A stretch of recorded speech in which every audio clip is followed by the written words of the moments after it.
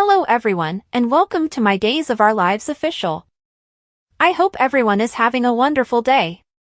Before we begin, please hit the subscribe button and give this video a thumbs up. Brady invited Ava to sit with him at a table in Horton Town Square. He acknowledged that he still felt bad about straying from the path, and she congratulated him on his release from prison. He added that Kristen had purchased a new vehicle for him. Ava smiled and inquired as to whether Kristen had used the gesture as a means of reconciling with Brady. He expressed skepticism about Kristen's assertion that she had wished to compensate him for the loss of his former vehicle. Brady admitted that by allowing him to spend more time with Rachel, Kristen had been trying. Although she was pleased for him, Ava was taken aback by Kristen's unexpected generosity of spirit. Kristen might be able to help Sarah walk again, Brady suggested. Ava seemed to turn a fresh leaf as she raised a toast to Kristen, saying, "Wonders never cease." Brady quipped that his illustrious love life had been no secret as Ava reflected on the other interesting women who had been in his life. Both of them agreed that Fiona had been a monster when Ava brought up Brady's recent involvement with her. Ava mentioned a waitress at the bistro who had dealt with Fiona, and she subtly implied that Fiona had been a good tipper. To Brady's amazement, the waitress in question turned out to be Sophia. Ava informed Brady about Sophia's obsession on Tate, and he informed Ava that Tate had escorted Sophia to prom. Ava hoped Tate wouldn't harm Sophia by returning to Holly because she recognized herself in Sophia. Brady reprimanded Ava for her involvement in the teen drama and thought that Tate and Holly were no longer together. She was overinvested, Ava admitted.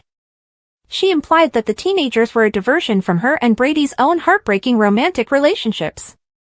Brady acknowledged that the stress-free banter between him and Ava had been pleasant and a pleasant diversion. Admire Days, B&B, General Hospital, or other soap operas. Participate in the discussion on our SC boards. To interact with fans and start a conversation right away, click here. Holly hurriedly typed a text to Tate at the Kiriakis' mansion, but she chose not to send it. Greeting her granddaughter home, Maggie walked into the room. Maggie was happy that Holly had reconciled with Eric after she told her that she had forgiven him. Holly prayed Tate would forgive her just as much.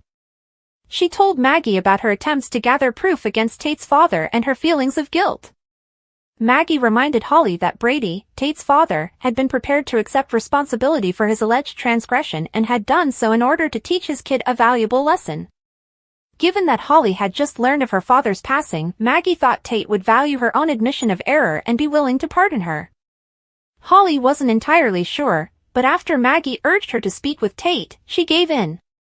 She wrote the text a few seconds before and sent it. Maggie praised Holly for having the guts to approach Tate. Maggie told her granddaughter to be patient after she saw Holly looking at her phone. Holly became agitated and demanded to meet Tate face to face.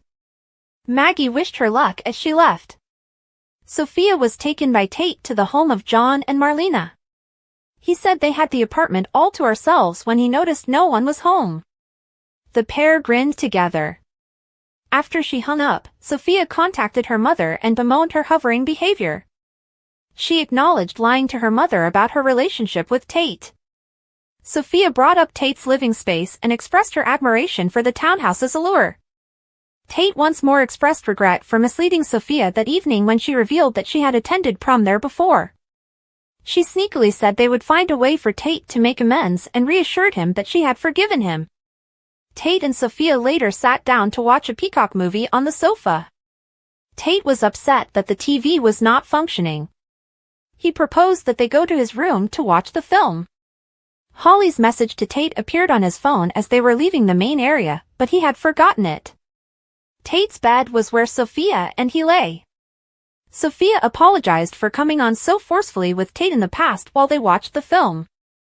She revealed that she liked him so much that she didn't know how to behave around him. They started kissing when Tate declared that he too liked Sophia. When they heard a sound, they paused for a while, but Sophia jokingly said it was her heartbeat. With Sophia, Tate, Leo Howard, moved on from Holly, photo source, Peacock. With Sophia, Tate, Leo Howard, moved on from Holly, photo source, Peacock. After giving Tate another kiss, Sophia asked whether he had a condom. He asked Sophia if she was certain after taking one from his bedside drawer.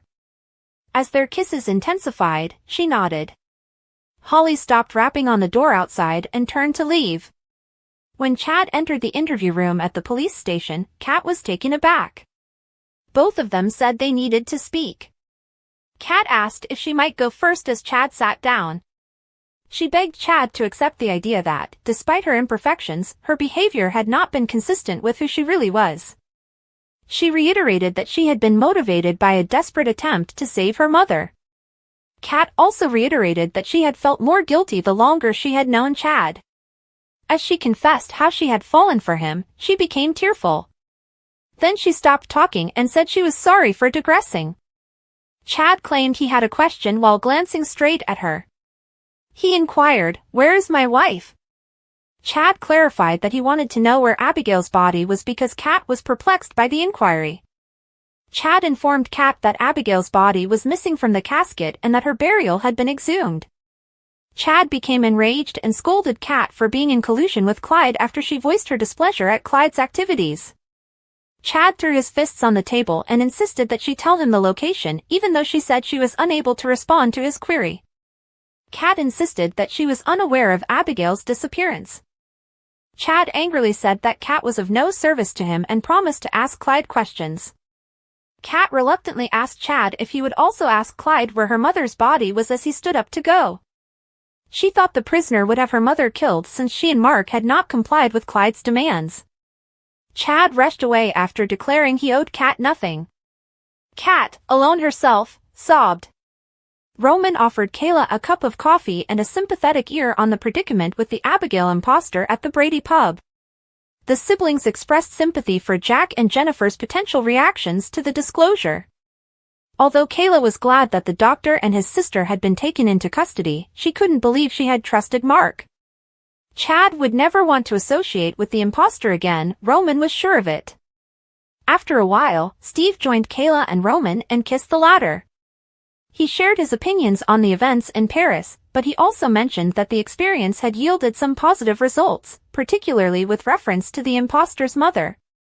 After that, Steve informed Kayla and an unconvinced Roman that the mother was actually the presumed deceased Katharina. Steve acknowledged that he was unaware of Katharina's whereabouts and whether she was still alive. Steve clarified that he had communicated with Clyde's guards in order to prevent Clyde from ordering his goons to kill. At that moment, the prison called him. Roman and Kayla were worried about Steve's abrupt fury with the caller. Steve scolded the warden and hung up, then declared that Clyde had gotten out of jail once more.